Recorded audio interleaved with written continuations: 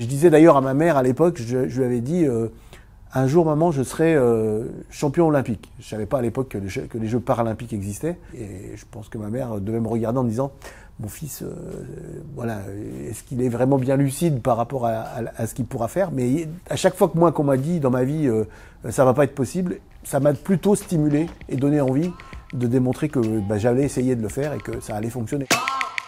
Bonjour, je m'appelle Guy, j'ai 63 ans, je suis un ancien sportif de haut niveau en tennis de table, j'ai été 4 fois champion paralympique. Je suis né dans un village qui s'appelle Charmes, dans les Vosges. Mon père était ouvrier, voilà, il était chauffeur poids lourd, et ma mère était maman au foyer puisque elle avait 5 enfants. Moi, je suis le plus jeune d'une fratrie de 5. À 8 mois, en fait, j'ai attrapé une maladie qui s'appelle la poliomyélite, qui m'a généré une paraplégie des membres inférieurs et également une absence totale de sensibilité quand j'étais à cet âge-là. Je tenais pas assis et je n'avais plus de sensibilité dans les jambes. Alors à l'époque, c'est vrai que la prise en compte du handicap était quand même très loin de ce qu'elle est aujourd'hui. Je raconte une petite anecdote pour illustrer ce propos. Quand j'avais 11 ans, donc ma mère a voulu m'inscrire au collège de secteur dont je dépendais, le principal du collège lui a répondu « Madame, il y a des écoles pour les enfants comme les vôtres. Nous, on n'en veut pas. Votre enfant, il vaut mieux qu'il aille dans un milieu spécialisé. » Ça s'appelait à l'époque le NPHM de Flavigny-sur-Moselle. Donc c'était une école qui était dédiée aux personnes handicapées. C'était vraiment une mise à l'écart, enfin une mise à l'écart, en tout cas une mise à part des enfants qui étaient handicapés. On est dans des classes avec assez peu d'élèves, entre une dizaine d'élèves à chaque fois, ce qui d'une certaine manière était une vraie chance pour nous.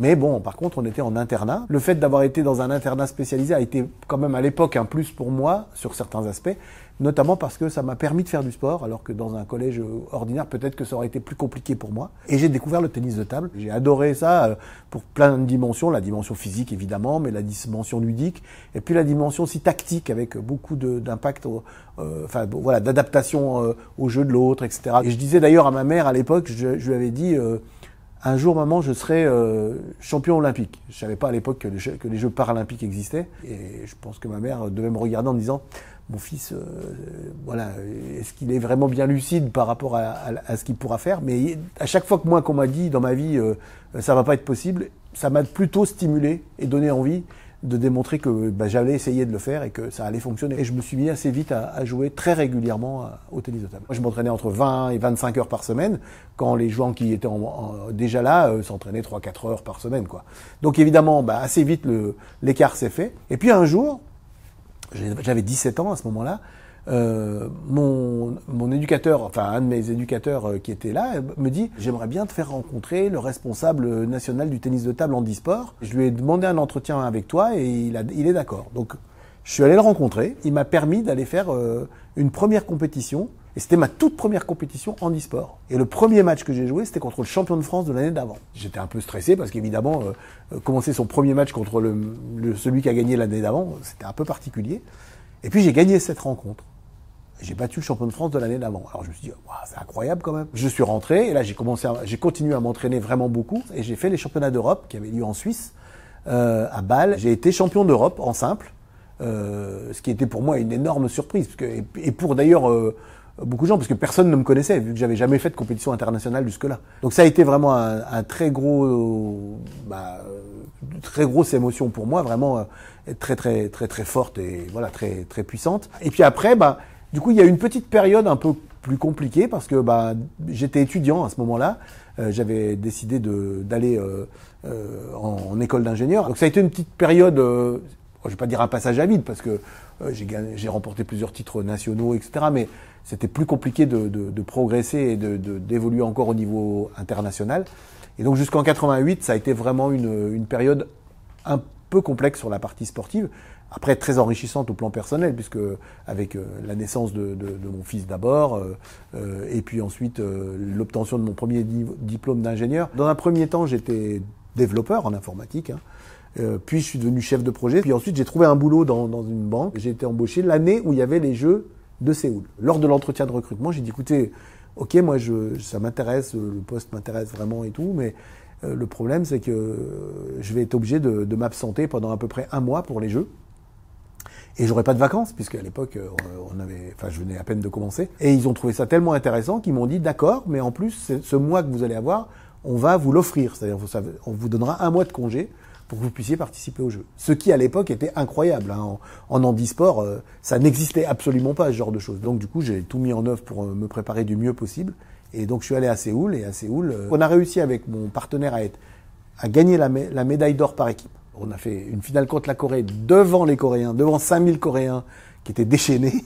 Et c'était vraiment une ambiance incroyable. Moi, j'ai gagné la médaille d'or en simple dans ma catégorie. J'ai joué en finale contre un Allemand contre qui je n'avais jamais gagné. Et ce jour-là, j'ai fait la finale et je l'ai gagné.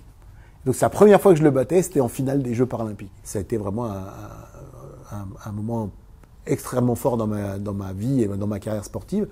Et quand je suis rentré, en plus, du coup, vis-à-vis de mon employeur qui m'avait soutenu, ça a été comme un super résultat. Ce qui fait qu'ensuite, ils ont accepté que chaque année, je bénéficie d'1 mois de congé spécifique.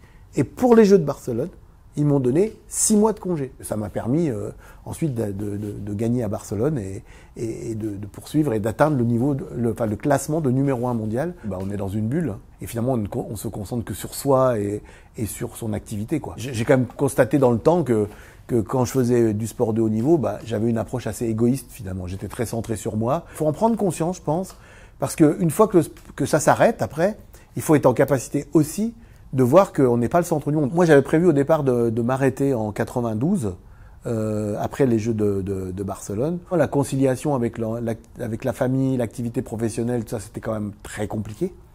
Donc, après en avoir discuté en famille, j'étais parti de l'idée que j'allais m'arrêter en 92. Il y a un événement qui a vraiment modifié un peu les choses, c'est que le directeur technique fédéral, qui était loin d'être naïf, est venu me voir en me disant: écoute Guy, je te propose d'aller jusqu'au championnat du monde, parce que les championnats du monde, ils ont lieu en 98 à Paris, et ce serait quand même incroyable que tu puisses finir ta carrière en France, à Paris, sachant que le titre de champion du monde en simple, c'est le seul titre que tu n'as jamais gagné. Alors évidemment, ça a été une grande discussion, parce que c'était quand même tout à fait compliqué de gérer tout ça en même temps. Et donc en 98, j'ai participé au championnat du monde, j'ai été champion du monde en simple, le seul titre que j'avais jamais gagné, à Paris. J'ai pris ma raquette et je l'ai raccrochée. Je savais que c'était fini.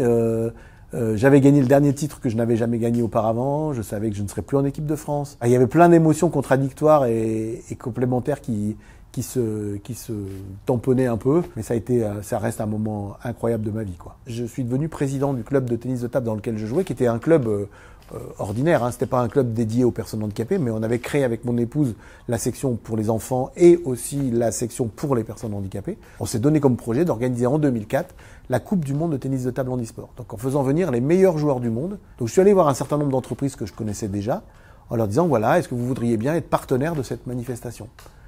Et plusieurs d'entre elles m'ont dit: eh ben écoutez, oui, pourquoi pas, mais ce qu'on voudrait surtout, nous, c'est être mieux accompagnés sur la thématique de l'emploi des personnes handicapées. Et moi, à l'époque, j'étais déjà en train de réfléchir, parce que ça faisait pas mal d'années, ça faisait 20 ans que je faisais de l'informatique. J'avais un peu envie de voir autre chose, d'expérimenter autre chose. Et puis comme j'avais arrêté ma carrière sportive, j'avais un peu envie de me redonner une sorte de challenge. Ça m'a fait tilt, en fait. Je me suis dit: mais tiens, mais ça, ce serait vraiment quelque chose qui me plairait beaucoup de faire ça. Je suis rentré chez moi, j'ai dit à mon épouse: bon, qu'est-ce que t'en penses? J'envisage de quitter mon boulot pour créer cette entreprise.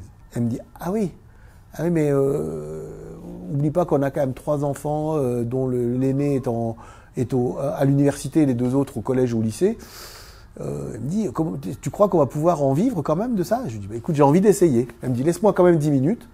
Donc elle est partie 10 minutes, elle est revenue au bout de 10 minutes, elle m'a dit: écoute, je pense que tu as raison.